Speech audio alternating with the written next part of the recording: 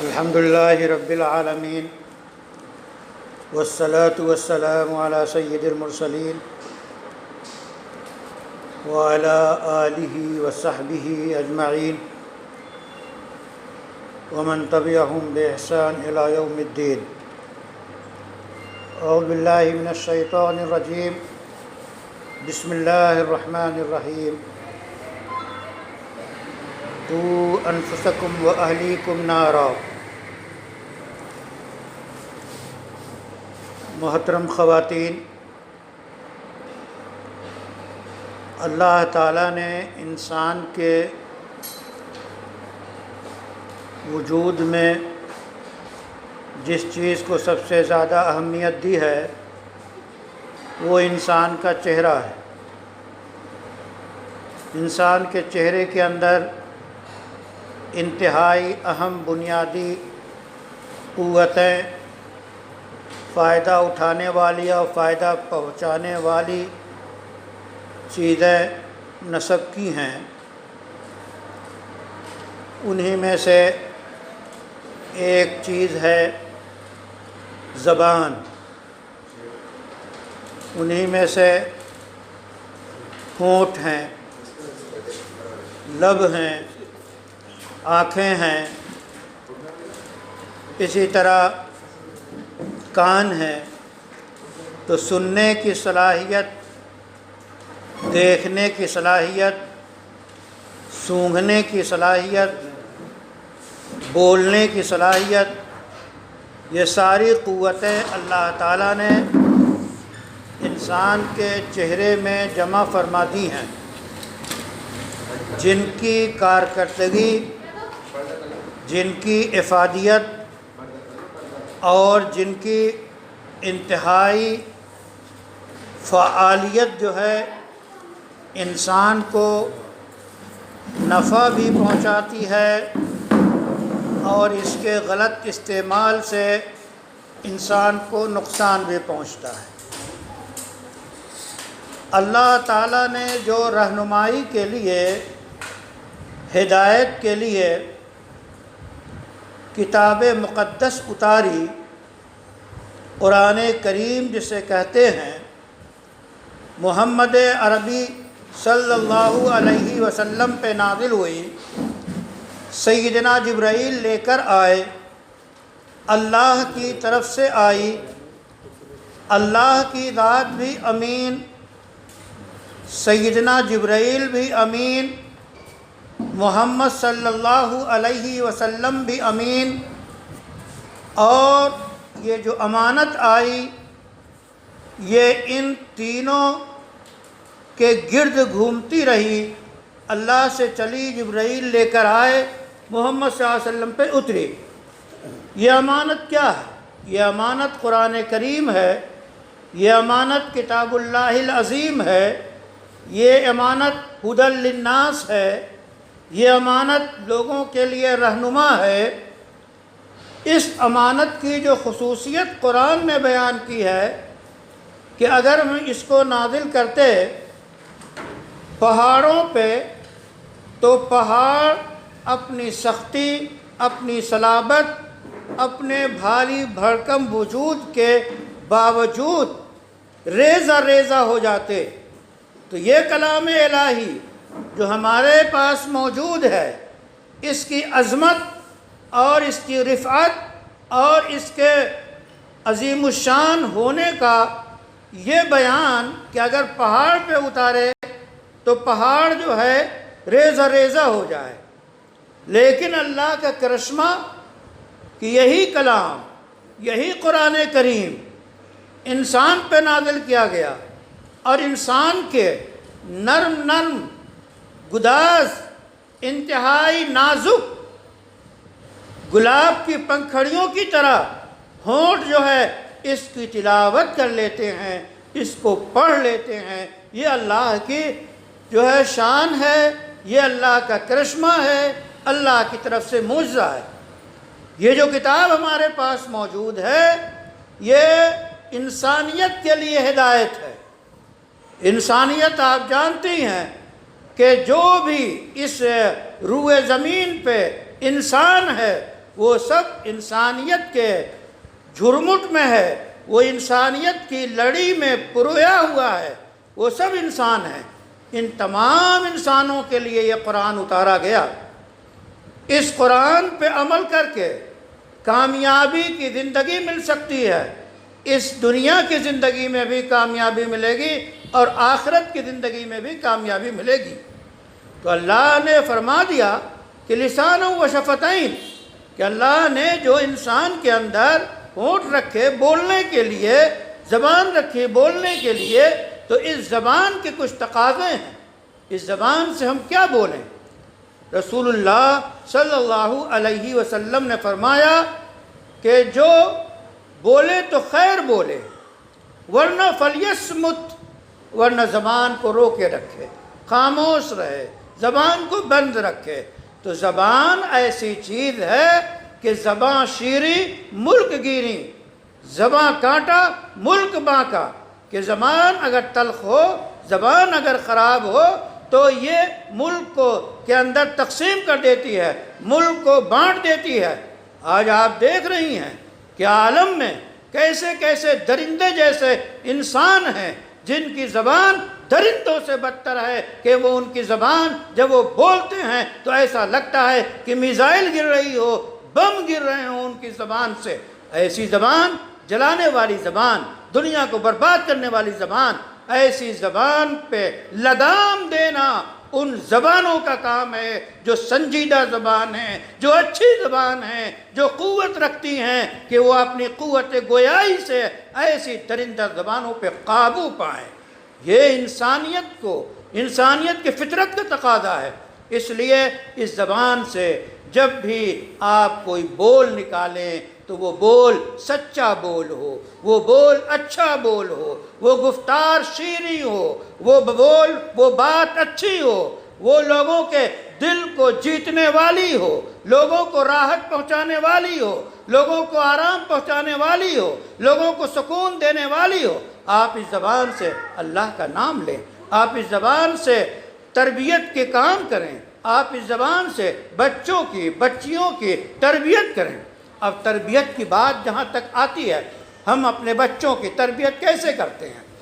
اگر آپ خوبصورت زبان کا استعمال کریں، شیریں زبان کا استعمال کریں، اچھے جملوں کا استعمال کریں تو آپ کے بچے آپ سے جڑیں گے۔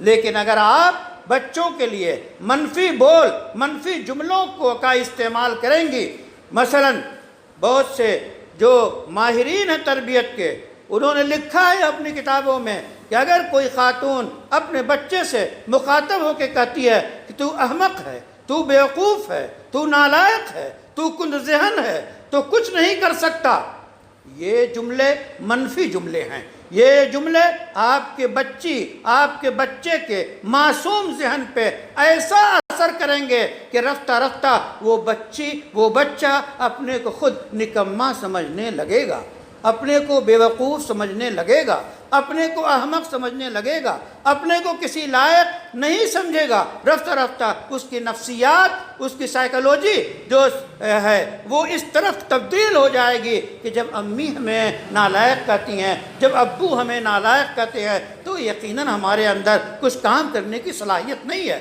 تو اس سے یہ جذبات پیدا ہوتے ہیں ان جملوں سے۔ اس کے مقابلے میں اگر بچہ کوئی غلطی کرتا ہے، فوراً آپ نہ ٹوکیں، بعد میں اسے سمجھائیں نرم لہجوں میں، تب وہ بات کو مانے گا۔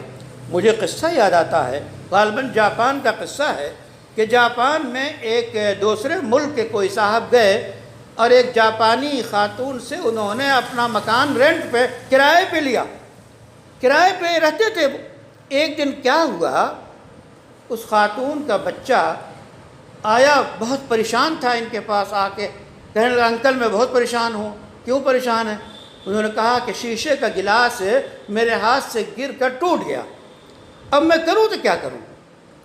تو اس کے جذبات کو دیکھ کر بچے نے کہا، وہ کرایہ دار نے کہا کہ بیٹے تم گھبراؤ مت، جب تمہاری ممی پوچھیں گی کہ گلاس کیسے ٹوٹا، تم کہہ دینا انکل سے ٹوٹ گیا، میں کہہ دوں گا کہ ہاں گر گیا۔ خیر یہ انہوں نے سکھا دیا اس کو۔ جب اس کی ماں آئی اور واقعہ پیش ہوا تو اس نے کہہ دیا کہ انکل گر گیا، ٹوٹ گیا۔ خیر بات آئی گئی ہوگی، لیکن بچے تو بچے۔ کئی دن کے بعد اندر کی بات اس نے اپنی والدہ سے، اپنی ممی سے بتایا کہ وہ گلاس تو مجھ سے ہی ٹوٹا تھا، انکل نے مجھے یہ سکھایا تھا کہ میں کہہ دوں تاکہ آپ کی تنبیہ اور مار پیٹ سے میں بچ جاؤں۔ یہ سنتے ہی اس خاتون کا ذہن بدل گیا اور انہوں نے دوسرے دن اپنے کرایہ دار کو نوٹس دے دیا۔ کیا اس میں لکھا کہ آپ نے میرے بچے کو جھوٹ بولنا سکھایا، جو ایسا جرم ہے کہ آپ میرے گھر میں رہنے کے قابل نہیں ہیں، اپنا ضبط کر لیجئے اور ہمارا مکان خالی کر دیجئے۔ اب ایک جاپانیز جو شریعت کو نہیں جانتا، جو اسلام کو نہیں جانتا، اس کا مذہب ہے یا نہیں ہے، یا بدھسٹ ہے وہ، لیکن وہ جھوٹ کو اتنی سنجیدگی سے اس خاتون نے لیا کہ اس بچے کی تربیت میں، کیریئر میں گویا یہ جملہ جو ہے یہ منفی اثر رکھے گا، اس لیے یہ معاملہ کیا۔ تو آپ نے دیکھا جھوٹ کو اس خاتون نے، جاپانی خاتون نے کس قدر اہم جرم سمجھا اور اس کے لیے کرایہ دار کو نکال دیا۔ اب بتائیے، اللہ کے رسول نے فرمایا کہ گناہ کبیرہ میں سے شمار ہے جھوٹ کا، وہ قول الزور، کہ جھوٹی بات۔ اب ہماری زبان سے کتنے جھوٹ نکلتے ہیں، ہم اپنے بچوں کو کتنا جھوٹ سکھاتے ہیں۔ ہم اپنی بچی سے یا چھوٹے بچے سے کہتے ہیں کالنگ ہوئی ہے، کوئی صاحب آئے ہیں، ابا صاحب، ابو کہتے ہیں، جا کے کہہ دو کہ ابو نہیں ہے۔